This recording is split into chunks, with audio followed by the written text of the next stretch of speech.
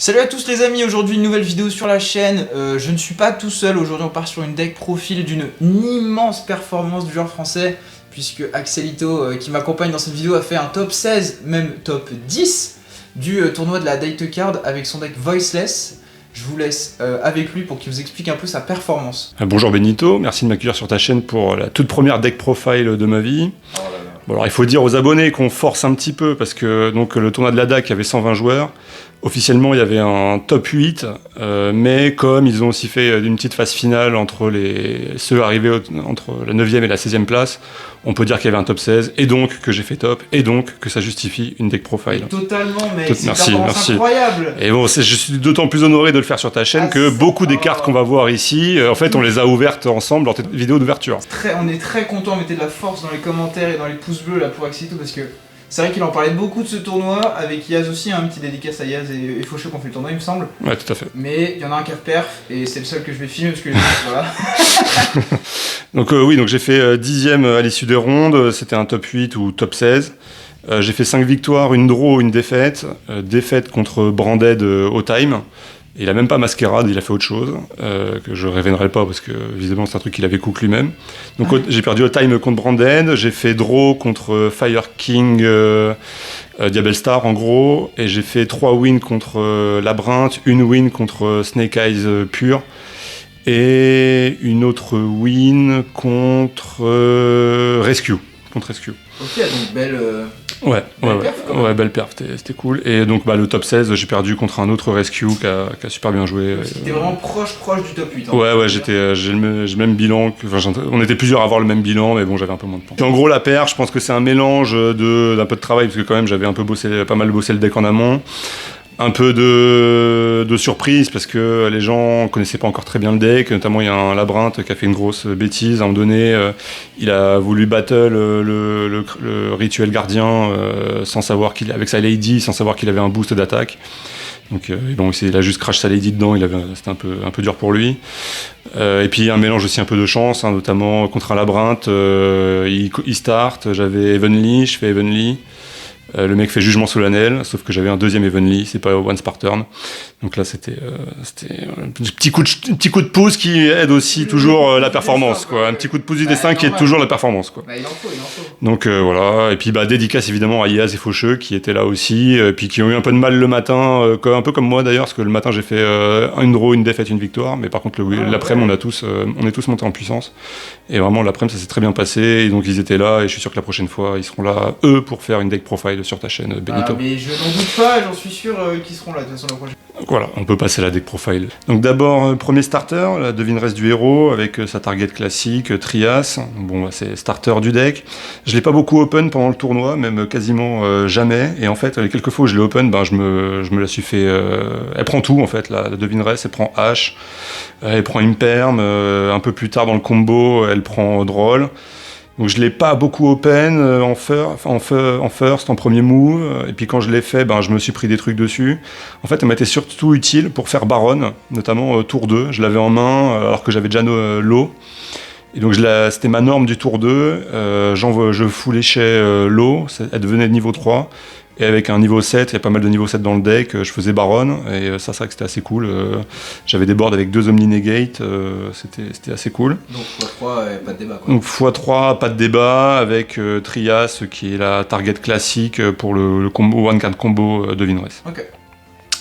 Ensuite, l'autre starter, qui est vraiment un starter d'archétype, c'est Lo. Voilà, il faut x3, c'est le starter, c'est le one card combo.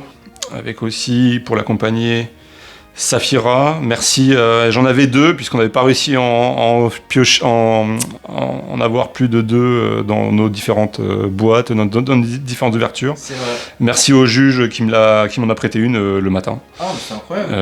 Et puis après j'ai pu en acheter une et lui rendre, mais en tout cas merci à lui, parce que x3 dans le deck c'est obligatoire, elle carry vraiment le deck. Soravis x1, donc tout ça c'est vraiment des ratios tout à fait classiques, il n'y a aucune originalité là-dedans.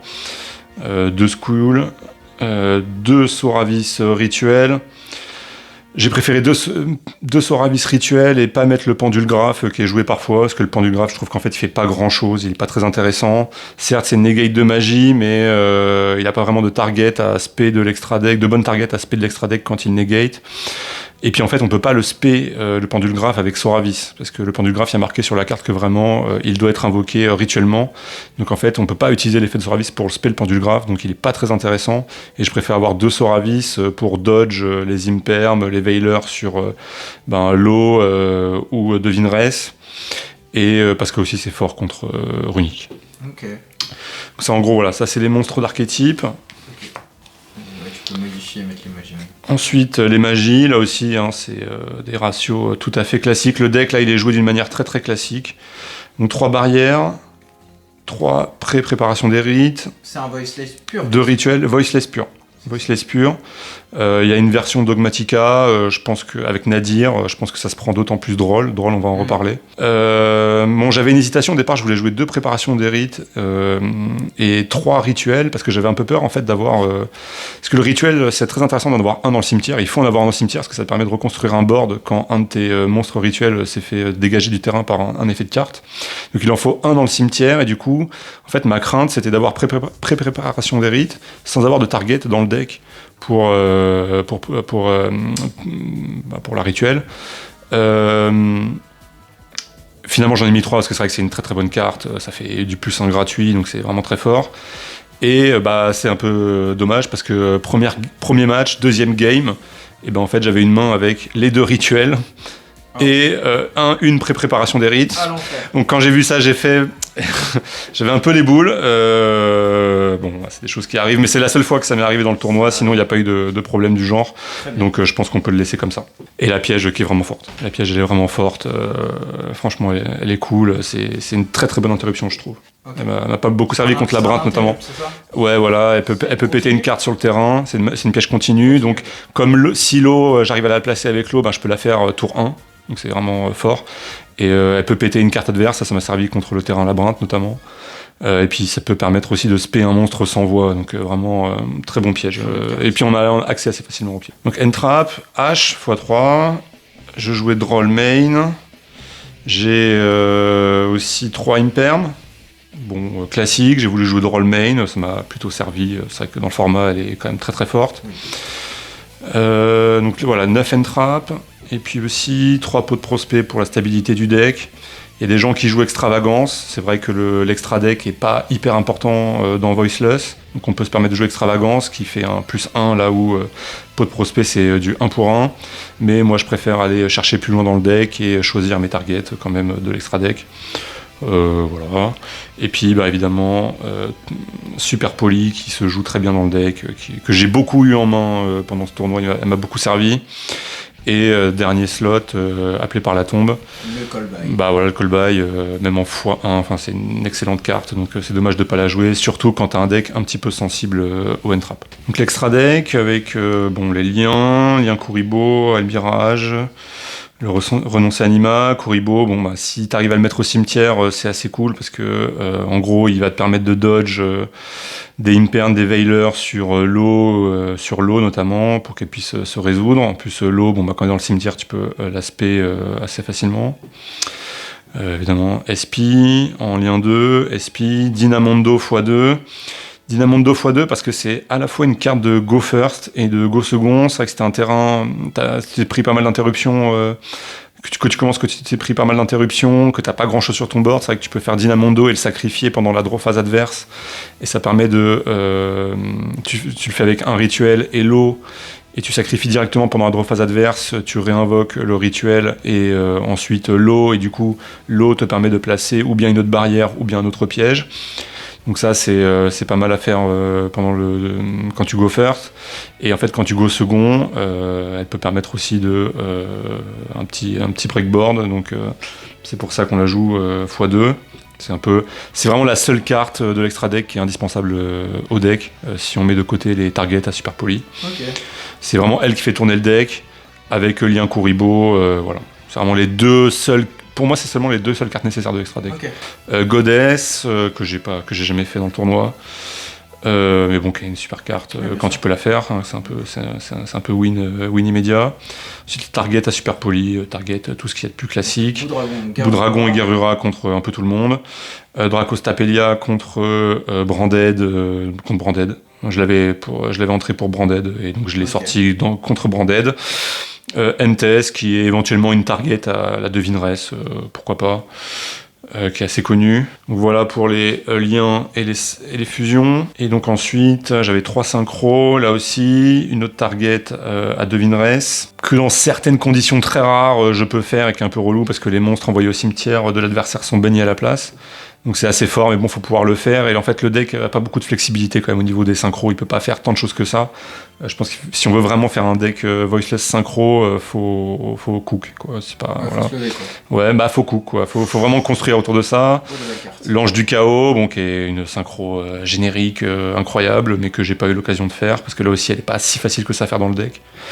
Et Baronne, en fait, c'est elle que j'ai le plus souvent fait. Je l'ai fait 2-3 fois. Et bon, bah, à chaque fois, quand tu fais Baronne, c'est sympa, surtout quand t'as l'autre Omni-Negate avec le Skull Gardien. C'est elle que tu fais le plus facilement, en fait. Avec Devineresse qui foolish low, Devineresse qui devient niveau 3, et puis après t'as un niveau 7. Voilà, là c'est cool. C'est la seule synchro que j'ai faite pendant le tournoi. Et la dernière carte, Typhoon, parce que bon, voilà, c'est une très bonne carte. Mais en fait, j'ai pas tellement eu non plus l'occasion de la faire, parce que des monstres qui ont 3000 d'attaque dans la méta, il n'y en a pas beaucoup en fait. Il n'y en a pas beaucoup. À la limite, il y a Flamberge, mais il n'est pas amené à rester sur le terrain tant que ça. Enfin, son effet se déclenche au cimetière, donc voilà. Donc le side deck, j'avais mis 3 corbeaux DD, 3 Didicro, qui est assez fort contre tout quand même, hein, contre Labyrinthe, contre Fire King éventuellement. Ça n'a pas un impact énorme, mais quand même bien placé. Il est assez générique et bien placé, il fait mal.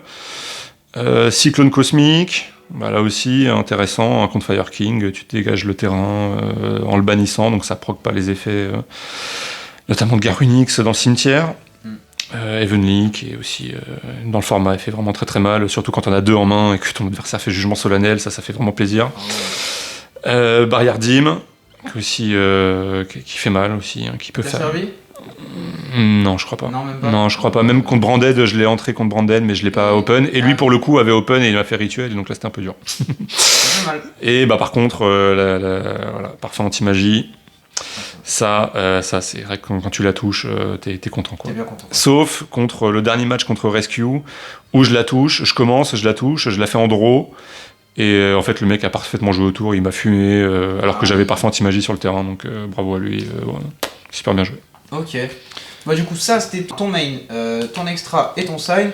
Du coup un petit bilan. Non, bah, le bilan du deck, en gros, bah, franchement, je trouve que c'est vraiment un bon deck, qui a une bonne stabilité, c'est-à-dire que j'ai quasiment jamais brick, qui a une bonne consistance, c'est-à-dire que, contrairement à ce qu'on dit, il se prend beaucoup mieux certaines end-traps, notamment Droll. Droll, il se le prend un peu, mais c'est pas vraiment dramatique. Je l'ai pris vraiment plusieurs fois pendant le tournoi, et ça n'a jamais été pass turn ou vraiment dramatique pour moi. Vraiment, la end-trap ennemie du deck, c'est vraiment H, parce que pour le coup, il n'y a rien contre. Vraiment une hache bien placée, et là le deck il prend cher. Là, la dernière game contre Rescue en top 16, enfin le top 8 des top 16, quoi, des top 9-16, il a fait H, et là par contre j'étais mort. Là, clairement. Donc le gros problème c'est H, Droll, vraiment il y a des moyens de jouer avec. Il y a beaucoup de mains qui permettent de jouer autour et de faire quand même le board avec l'Omni Negate et d'autres interruptions. Donc H ça fait mal. Mais quand même le deck a plutôt une bonne consistance. Globalement tu te fais rarement arrêter sauf par H donc. Et aussi une très bonne résilience, plutôt une bonne résilience au sens où tu as quand même des moyens de reconstruire ton board assez facilement, notamment contre Branded. Voilà, il m'avait dégagé mon Omni Negate et l'eau, et puis moi j'ai pu les ramener tout de suite après. Donc voilà, je trouve que le deck a vraiment des atouts. Je pense qu'il est un peu meilleur que ce qu'on dit. Cela dit, il a aussi une marge de progression. Il y a peut-être des moyens de builder le deck de telle sorte qu'il se prenne encore un peu moins drôle et que vraiment ça le chatouille seulement. Il y a beaucoup de choses à faire avec l'extra deck. Là pour le coup l'extra deck il est vraiment classique, générique, et il n'y a pas beaucoup d'originalité dedans. Il tourne un peu tout seul. Je pense qu'il y a une bonne marge avec l'extra deck, il y a des choses à faire avec l'extra deck. La question c'est comment faire pour pas se prendre H aussi fort, quoi. Droll c'est pas le plus gros problème du deck. Okay. Donc il va falloir cook pour essayer de fumer H, pas trop se faire fumer par H. Et l'extra deck, il y a des choses à faire avec encore. Là vraiment on est au tout début du deck, il y a des choses à faire, quoi. Donc, petite dédicace à toi, Benito, quand j'ai gagné ma game pour faire 5-1-1 et qu'on a cru que j'allais faire top, qu'on a pensé que il y avait vraiment moyen, j'ai crié oh oui. Oh, magnifique. Bon, bah, Axelito, ça a été un plaisir de faire cette petite deck profile. J'espère que ça vous a plu aussi. Tout le plaisir fait pour moi. N'hésitez pas à tester Voiceless, c'est vraiment un bon deck, parce que vraiment, je pense que Axelito ou moi-même et les autres ont été surpris d'un tel top 10. Oui, complètement. Malgré tout, parce que Complètement. Le deck vient d'arriver en fait. Ouais, bah c'est pour ça aussi, hein, les gens étaient un peu surpris. Mais... Donc si ça vous a plu, n'hésitez pas à mettre un petit pouce bleu, un petit com, et puis on vous dit à la prochaine. Le petit mot de la fin. Oh oui.